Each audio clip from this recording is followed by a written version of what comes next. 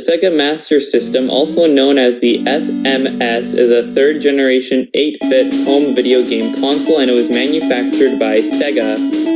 In Japan, the console was released as Sega Mark III and was released on October 20th, 1985, September 1986 in North America, 1987 in Japan and Europe, and 1989 in Brazil and Korea. The console was discontinued in 1992 in North America and 1996 in Europe, and the console is still live everywhere else outside of North America and Europe. The launch price of the Master System in Japan was 16,800 yen. In North America, it was $200, and in Europe, it was 99 pounds. And today, we are going to take a look at the life of the Sega Master System. In the early 1980s, Sega Enterprises Incorporated, then a subsidiary of the American conglomerate Gulf and Western, was one of the largest arcade game manufacturers active in the United States, with company revenues of $214 million by mid-1982. A downturn in the arcade business starting in 1982 negatively impacted the company, leading Gulf and Western to sell the North American manufacturing and licensing of its arcade games to Bally Manufacturing. The company retained its Japanese subsidiary, Sega Enterprises Limited, as well as Sega's North American Research and Development Division. With its arcade business in decline, Sega Enterprises Limited President Hayao Nakayama advocated that the company leverage its hardware expertise to move into the home console market in Japan, which was in its infancy at the time. Nakayama received permission to proceed. The first model to be developed was the SC3000, a computer with a built-in keyboard, but when Sega learned of Nintendo's plans to release a games-only console, they began developing the SG-1000 alongside the SC3000. The SG-1000 was first released in Japan on July 15, 1983, at a price of 15,000 Japanese yen. It was launched on the same day that Nintendo released the family computer, also known as the Famicom, in Japan.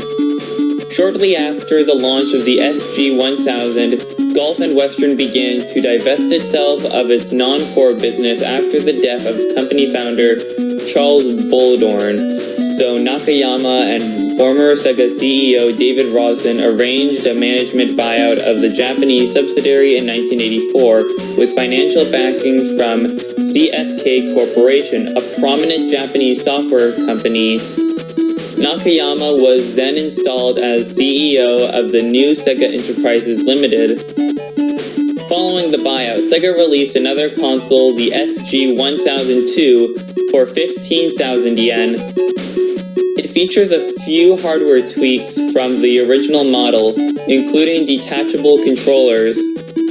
The SG-1002 did not sell well, however, leading to Sega's decision to continue work on the video game hardware used for the system.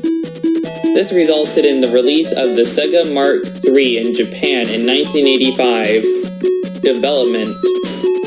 Engineered by the same internal Sega team that had created the SG-1000, the Mark III is a redesigned iteration of the previous console. The CPUs in the SG-1000 and the SG-1002 are Zilog Z80As running at 3.58 MHz, while the Mark III SC3000, a computer version of the SG-1000 and Master System, feature a Z80A running at 4 MHz.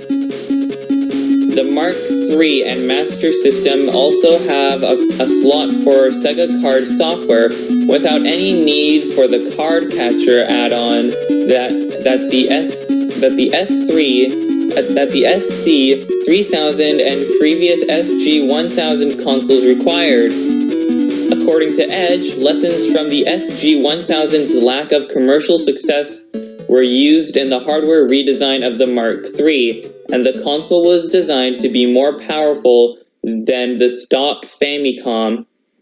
For the console's North America release, Sega restyled and rebranded the Mark III under the name Master System, similar to Nintendo's own reworking of the Famicom into the Nintendo Entertainment System. The Master System name is one of several proposals Sega's American employees considered, and was ultimately chosen by throwing darts against a whiteboard, although plans to release a cheaper console similarly referred to the base system also influenced the decision.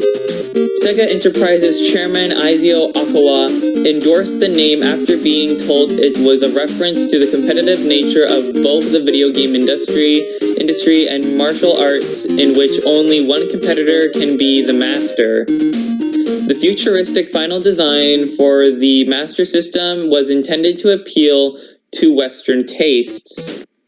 Launch. The Sega Mark III was released in Japan on October 1985 at a price of 15,000 yen.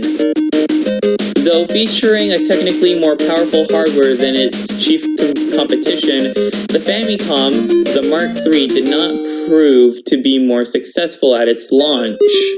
Difficulties arose from Nintendo's licensing practices with third-party developers at the time, whereby Nintendo required that games for the Famicom not be published on other consoles. To overcome this, Sega developed its own games and obtained the rights to port games from other developers, but they did not sell well. NEC later used the same strategy on some of Sega's games when developing games for the TurboGrafx 16. In preparation for the launch, Mark Cerny has stated that pressure was very, very high, with a typical game being allotted only 3 months of development time. After being restyled, the Master System, the console was released in North America in 1986 at a price of $200, equivalent to $466 in 2019. Including a multi-cart of the games Hang On and Safari Hunt. Sega and Nintendo, which was similarly exporting the Famicom to the US as the Nintendo Entertainment System, NES, planned to spend $15 million in the fall and winter of 1986 to market their consoles. Sega hoped to sell 400,000 to 750,000 consoles in 1986.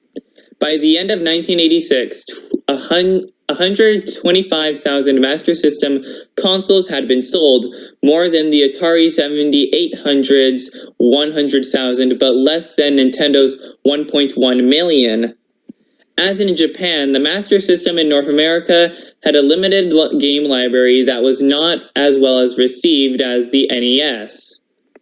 Against Nintendo's licensing practices, Sega only had 2 third-party American publishers, Activision and Parker Brothers. By 1988, Nintendo commanded 83% of the North American video game market share. Sega claimed that our system is the first one of the graphics on the box are actually matched by the graphics of the game, and marketing for the Master System was targeted at bringing home the arcade experience, but its marketing department was run by only 2 men, giving Sega a disadvantage in advertising.